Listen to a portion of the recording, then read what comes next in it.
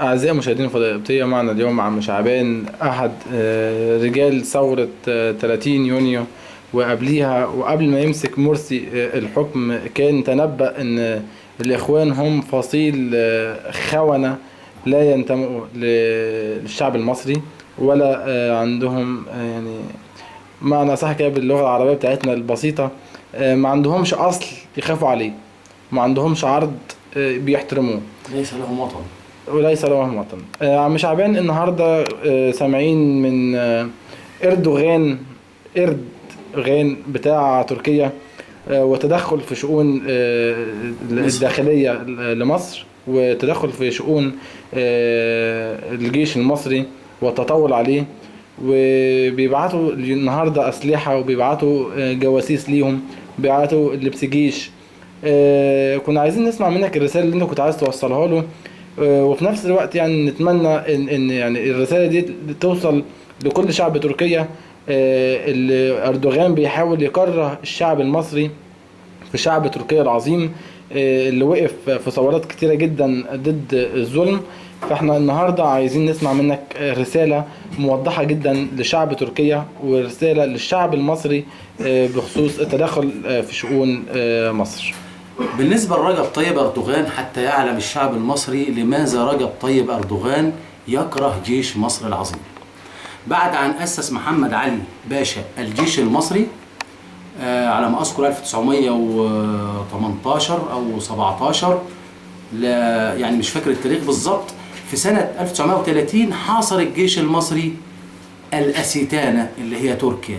فهناك ثأر بين أمثال رجب طيب أردوغان من الجيش المصري العظيم، لأن جيش مصر هو أقدم جيش على مستوى العالم، على مستوى التاريخ، من أيام الدولة الفرعونية القديمة، من أيام كاموس وسكن الراع وأحمس. هؤلاء هم من طردوا الهكسوس من الجمهورية العربية، جمهورية مصر العربية، طردوهم من السامون يعني الأشمونين محافظة المنيا، حتى تل الضبعة وشارهين محافظة الشرقية وجنوب غزة.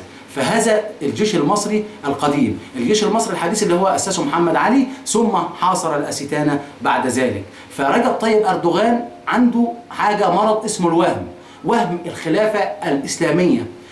الخلافة الإسلامية هي احتلال في صورة رجال دين، زي ما احتلوا مصر في صورة الخلافة العثمانية، ونهب الأتراك ثروات مصر، بل فعلوا بمصر الأفاعيل، وكانوا ينهبون الأرض، ينهبون العرض تحت مسمى الخلافة العثمانية. في نفس الوقت أساس تقسيم الدول كانت الخلافة العثمانية التي قسمت الدول العربية إلى دويلات وهكذا. فرجب طيب أردوغان هو تلميذ أربكان.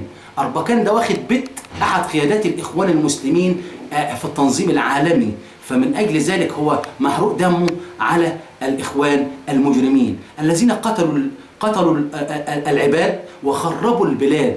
فرجب طيب أردوغان هذا ماسوني، ينتمي إلى الماسونية اليهودية.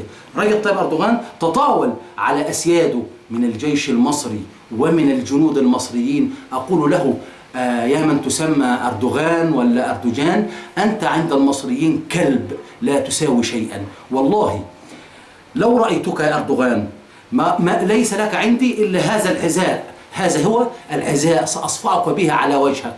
أنت لا تساوي هذا الحذاء يلبسه جندي مصري من جنود جمهورية مصر العربية. يا أردوغان أنت لا تخدم إلا اليهود. يا أردوغان أنت تقتل المسلمين السنة في شمال تركيا الأكراد، تقتلهم بالطائرات لحساب إسرائيل حتى تصبح إسرائيل هي الكبرى. أنت عندك يا أردوغان 25 قاعدة أمريكية أيها الكلب، وثم تتطاول على أسيادك من المصريين. شوف القواعد الأمريكية عندك لحلف الناتو ولأمريكا، أنت عندك منظومة لدارات على المرتفعات التركية حتى تخبر إسرائيل من أي خطر قادم من إيران. تتحدث أنت عن الإسلام أيها الكلب، أنت لا تساوي عندنا شيئا. والله إذا أتيت إلى مصر يا أردوغان لن نضربك بالنار ولكن بالأحذية، لأنك عميل صهيوني. فنحن نقدر الشعب التركي ونقول لهم ثوروا على هذا الجبان، ثوروا على هذا العميل، ثوروا على هذا الماسوني رجب طيب أردوغان. طيب عم شعبان، بالنسبة للتدخل التركي في مصر وبيبعتوا أسلحة الأسلحة ديت يعني عايزين يعني ينشروا الفوضى، والشعب المصري يكون ضحية بخصوص التدخل التركي. يعني الدولة المصرية المفروض دلوقتي تقوم بيه ضد المجازر اللي بيحاولوا يعملوها ضد الشعب المصري؟ الدولة المصرية هي دولة عميقة وهي دولة عريقة، تعلم ماذا يفعل أمثال رجب طيب أردوغان، كما علمت الدولة المصرية باجتماع رجال المخابرات في القاعدة الأمريكية في ألمانيا. فرجب طيب أردوغان يبعث سلاح إلى الإخوان المسلمين. لماذا؟ لأنهم أنساب، لأنهم أحفاد، لأنهم لا يؤمنون بالوطن. رجب طيب أردوغان يريد قتل الشعب المصري على يد الإخوان المسلمين حتى تقسم البلاد والعباد وتصبح إسرائيل هي الكبرى. ولكن أقول لأردوغان مهما بعثت من السلاح لن يفعل معنا شيئا، لأننا نحن أول من علمنا الناس علم الإدارة والحضارة في العالم، فكفاك عبثا يا أردوغان. تمام، احنا بنشكرك جدا عم شعبان، وإن شاء الله نتواصل معاك في حلقات أخرى. لا، تحت أمرك، تحت أمرك. شكرا، سلام.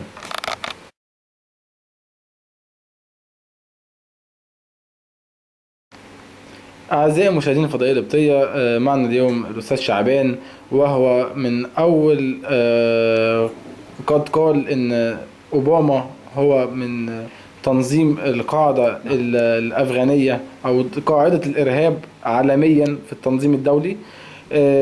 كان معانا يوم 26/5/2012 قبل جلوس مرسي على كرسي الحكم بأيام قليلة. كان اتكلم على جماعة الإخوان المسلمين إن هم جماعة إرهابية بينشروا الفوضى، مسلحين، عندهم كمية كبيرة من الشائعات اللي يقدروا يخلوا الشعب المصري يبقى ضد جيشه، يبقى ضد الداخلية، يبقى ضد السلام، يفرق يعني يفرق بكل سهولة في تراب مصر، يوزعوا سينا، يوزعوا حلب وشلاتين، يوزعوا بعض المناطق الحدودية لجميع الدول المقربة لمصر. كنا عايزين نعرف النهاردة منك عم شعبان، لماذا أوباما يتطاول ويتدخل في الشؤون الداخلية المصرية وعايز شعب مصر العظيم حضارة 7000 سنة يكره شعب أمريكا المتحضر، اللي كان يعني منهم ناس كتيرة جدا صدرت العلم لبلاد كتيرة جدا ووقفت مع الشعب المصري. عايزين نعرف النهاردة لماذا أوباما يعني يخلي الشعب المصري يكره شعب أمريكا ويكون ضد أمريكا عامة. أقول للشعب الأمريكي هو شعب طيب وشعب متحضر، ولكن مع الأسف الشديد أتوا برئيس إرهابي. لقد قلت قبل ذلك إن أوباما عضو في تنظيم الإخوان المسلمين العالمي، وأثبتت الأيام أن أخو أوباما هو عضو في تنظيم الإخوان المسلمين في شمال أفريقيا. فأيها الأمريكان المتحضرون، صوروا على هذا الرجل الذي تسبب في قتلكم في أحداث سبتمبر. أكثر من 3000 من الأمريكان الأبرياء ماتوا في أحداث برج التجارة العالمي. فكان أوباما لابد له أن يصرف مكافأة إلى من قتلوا الأمريكان، فقام بتدعيم الإخوان المسلمين على مستوى العالم العربي حتى يستولوا على البلاد والعباد، ثم يعودوا إليكم ليدمروكم. أيها الأمريكان، إن أوباما قاتل. أيها الأمريكان، إن أوباما مجرم. أيها الأمريكان، أقول ذلك ليس سماعا، ولكن رأيت أن أوباما خرب وطني مصر، إن أوباما دمر مصر، إن أوباما جعلهم يحرقون الكنائس التي أنتم تحبونها. وكنتم قبل 25 يناير إذا حدث حادث طائفي وحصلت مشكلة بين مسلم ومسيحي تقوم الدنيا وما تقعدش ونقول إزاي. أما بعد حرق أكثر من 60 كنيسة أو ما يقرب من 100 كنيسة، 72 كنيسة، لم نسمع صوتا لأوباما. تدرون لماذا أيها الشعب الأمريكي؟ لأن أوباما اتفق مع الإخوان المسلمين على قتل المسيحيين في الشرق الأوسط. تمام. وأتحداه إذا طلع أوباما كذب هذا الكلام، لأن بعد حرق الكنائس بل رأينا أحد المتطرفين يصعد إلى أعلى ويهدم مكان العبادة ويهدم الصليب الذي يخص إخواننا المسيحيين. فهل هذه هي الديمقراطية التي أتى بها أوباما إلى الشرق الأوسط؟ أقول للشعب الأمريكي لابد أن تصوروا على هذا القاتل، لابد أن تصوروا على هذا المجرم. وأنا أقسم بالله لو عندي أموال لأتيت إلى أمريكا ورفعت على هذا المجرم قضايا حتى أدخله السجن مع الجاسوس محمد مرسي. أيها الشعب الأمريكي، إن أوباما سوف يقتلكم. إن الشرق الأوسط بدأ يكره الشعب الأمريكي والمتسبب في ذلك هو أوباما. لابد أن يفهم الشعب الأمريكي أن أوباما مجرم، أخوه عضو في تنظيم الإخوان المسلمين في شمال أفريقيا. وهذا يدل على أن الإدارة الأمريكية مخترقة من الإخوان المسلمين. فأنا ببشركم إن لم تصوروا على أوباما وتشلوه وتنزئوه من الحكم فسوف تقتلون في مكانكم في منازلكم على يد أعوان أوباما. طبعا مش عبان احنا يعني كلها ايام قليله جدا، وهنفتكر الحادث الأليم جدا اللي راح ضحاياه اكتر من 3000 من الشعب الامريكي، رجال ونساء واطفال. لم يوجد في هذا اليوم فرد من الافراد اليهود داخل برج التجارة العالمي. لماذا لم يوجد ولا واحد يهودي؟ وفي نفس الوقت النهاردة بنشوف تنظيم القاعدة في أفغانستان أو في أي مكان رفع إيديه بإشارة رابعة في مصر ضد واحتجاجات ضد الجيش والداخلية المصرية باعتصام فض رابعة العدوية وميدان النهضة. لماذا يعني الناس ديت يعني انا عايز ابسطها للناس البسيطه جدا بمعنى اصح. يعني ليه مش واصل لهم ان الناس ديت هم اللي عملوا التفجيرات، هم اللي دمروا الشعب الامريكي؟ ليه مش عايزين يعني يتحركوا ضد الفساد، مع ان هم شايفين ان شعب امريكا اتظلم كتير جدا جدا جدا منهم؟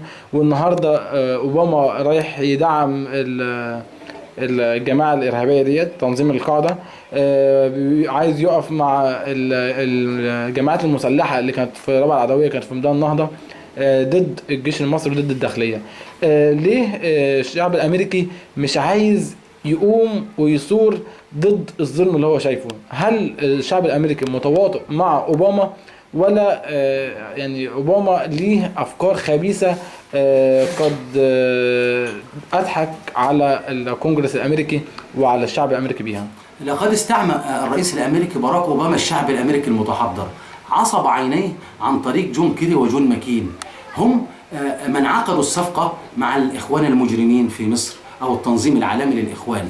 الشعب الأمريكي شعب طيب، ولكنه لابد أن يصور على هذا القاتل. وفي ذكرى أحداث سبتمبر أنا كمصري فلاح مصري أذكركم أن من قتل أبناءكم هو باراك حسين أوباما. من قتل أبناءكم هو عضو في تنظيم الإخوان المسلمين العالمي. لماذا باراك أوباما يدعم الإخوان؟ من الطبيعي واحد أخوه في تنظيم الإخوان المسلمين هيدعم مين؟ لا يعنيه أن يقتل الشعب الأمريكي مرة أخرى في أحداث سبتمبر أخرى، ولكن المهم عند باراك أوباما هو التنظيم العالمي للإخوان المسلمين. لماذا لا يوجد يهودي في أحداث سبتمبر وكل من قتلوا من الأمريكان؟ من الطبيعي أن تنظيم القاعدة أو تنظيم الإخوان المسلمين لا يخدم إلا إسرائيل. لا يخدم إلا إسرائيل بغرض أن تصبح دولة إسرائيل هي الكبرى وتضيع البلاد والعباد. يعني كان من القصد اللي هم يعني يدمروا المهندسين والرجال الأعمال الأمريكي عشان خاطر يعني رجال الأعمال اليهود هم اللي تصدروا المشهد في الولايات المتحدة الأمريكية ويسيطروا على الشعب الأمريكي، بل ممكن يستعبدوا الشعب الأمريكي ويصير عندهم عبيدا. هذا هو فكر الماسوني العالمي. وباراك حسين أوباما بتنظيم الإخوان بتدعيمه للقاعدة وطالبان أثبتت الأيام أنه يدعم الإرهاب في الشرق الأوسط. فلماذا تحارب الإرهاب في مالي ثم تدعمه في مصر؟ لماذا تريد وصول الإخوان المسلمين في الحكم في الدول العربية؟ ما هو الهدف؟ ولكن المراد هو خراب الدول العربية، خراب الولايات المتحدة الأمريكية، أن يكرهها الشعب العربي ويكرهها الشعب المصري ويكرهها حتى الشعوب الأفريقية، تكره الشعوب الأمريكية، لأن باراك أوباما هو المتسبب في ذلك، هو أخيه عضو تنظيم القاعدة أو عضو تنظيم الإخوان المسلمين العالمي.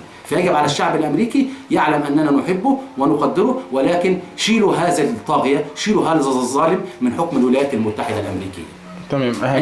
مشكلة جدا يا عم شعبان، وان شاء الله يعني يكون لنا لقاءات اخرى مع الايام اللي جايه، وربنا يا رب يعني يبعد اي شر عن مصر وعن شعب مصر، عن مسلميها وعن مسيحيها، وربنا يديم المحبه ما بيننا. امين. شكرا. خد بقى فيديو عن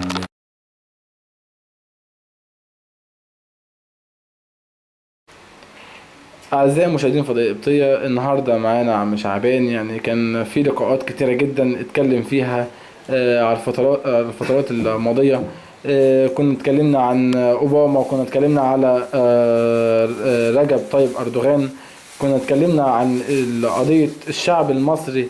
يعني أوباما كان عايز يخلي الشعب المصري يبقى ضد الشعب الأمريكي، واردوغان عايز الشعب المصري يبقى ضد الشعب التركي، والشعوب ديت تخسر شعب مصر حضارة 7000 سنة، تأسيس الحضارات في جميع أنحاء الكرة الأرضية من قبل.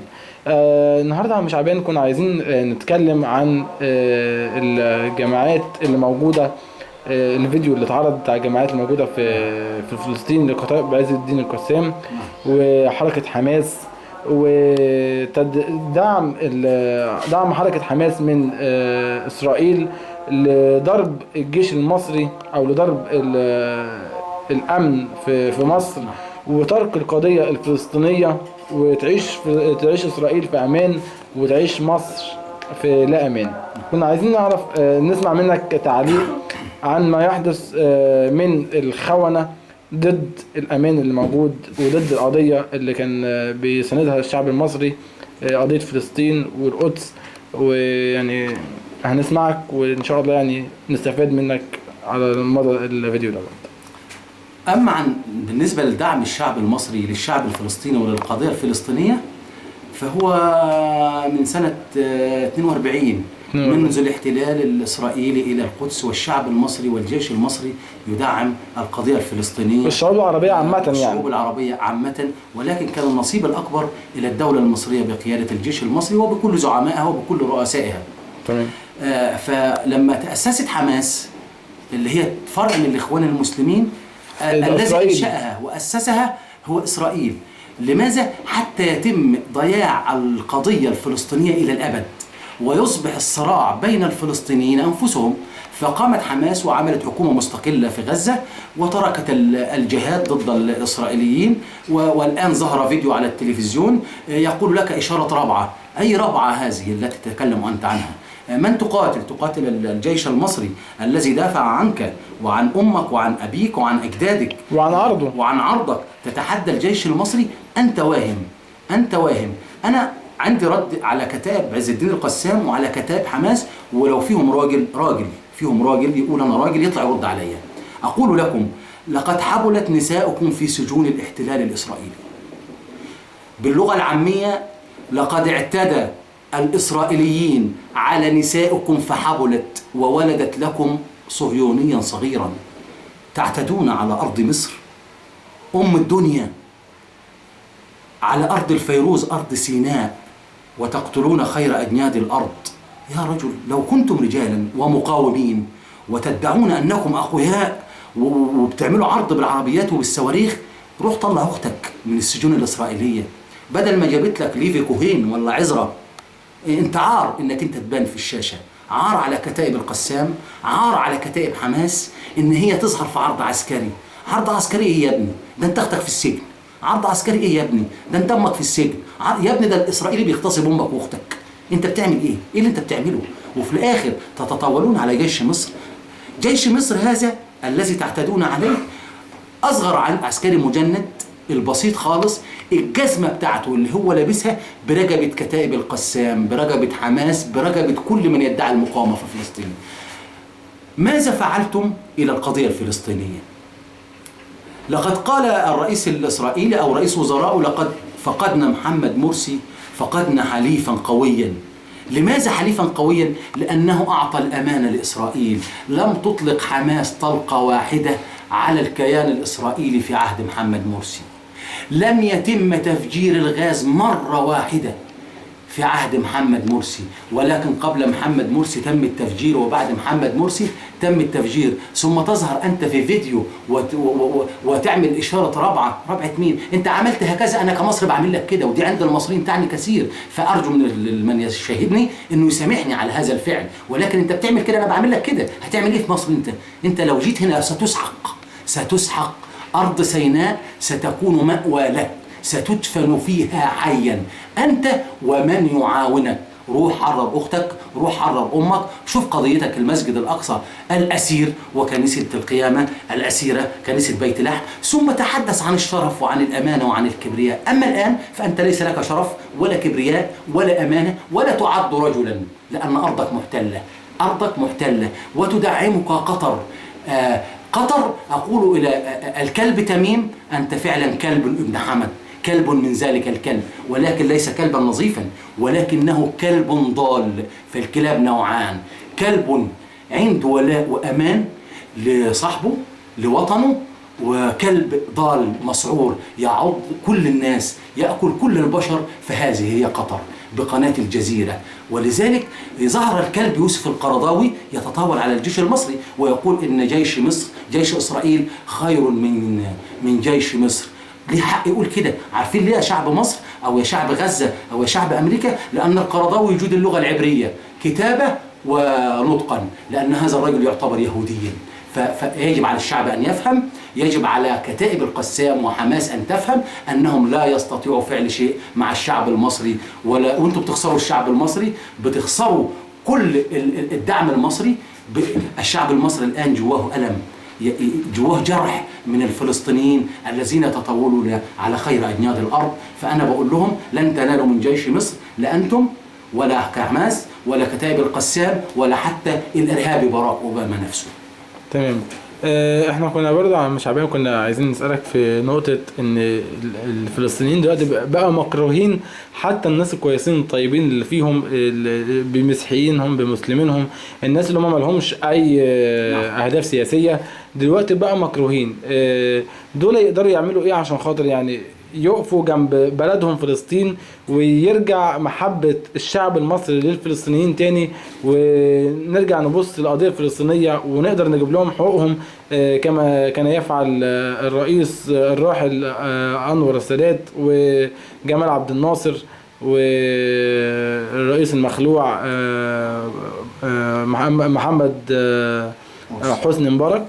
وأراد محمد مرسي في فترة الحكم بتاعه ان يدمر فلسطين بمسجد الاقصى بكنيسة القيامة بشعب فلسطين، لدخول مستعمرات اسرائيلية على الشعب الفلسطيني. ويقول لك في الاخر مصر مش واقفة معانا. تبعت لهم رسالة، يعني الرسالة ديت تكون موجهة للناس الشرفاء في فلسطين. لو الشرفاء من فلسطين لابد أن ينصروا على حماس ويقضوا عليها. إن لم يقضوا على حماس ستقضي حماس على المسجد الأقصى وكنيسة القيامة كاملة لحساب إسرائيل. سيقضوا على الفلسطينيين ويتسببوا لهم في الكره العام والخاص من الشعوب العربية ومن الشعب المصري خاصة. لو كانوا رجالا يصوروا على حماس لابد أن يشيلوا حماس من المشهد ويصطفوا حول حكومتهم التي أسسها ياسر عرفات رحمه الله. ولذلك كانت دولة فلسطين دولة واحدة في عهد ياسر عرفات. أما بعده فانشق الإخوان وعملوا حكومة الأخ هنية وبعدين بقت حكومة أبو مازن. هذا ما يريده الإخوان المسلمون، أن يقسموا فلسطين وتضيع فلسطين وتصبح قضية غزة هي الشغل الشاغل للشعوب، ويضحكوا على البلاد والعباد. فلا بد أن يصور الشعب الفلسطيني على هذه العصابة وينحيها عن حكم غزة وينضم إلى حكومته ويتجه إلى دولته وتحرير القدس الشريف.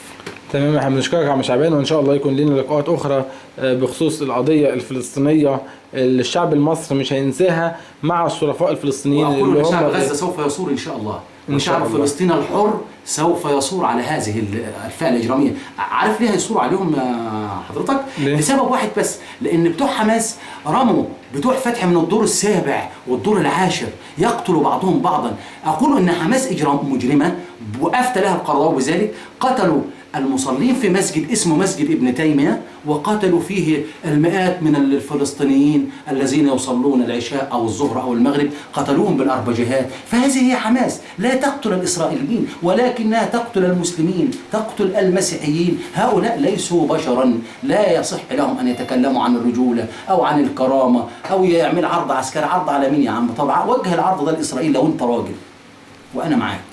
تمام، احنا بنشكرك جدا يا عم شعبان، وان شاء الله يعني نتواصل في لقاءات اخرى. لا تحت أمرك. شكرا.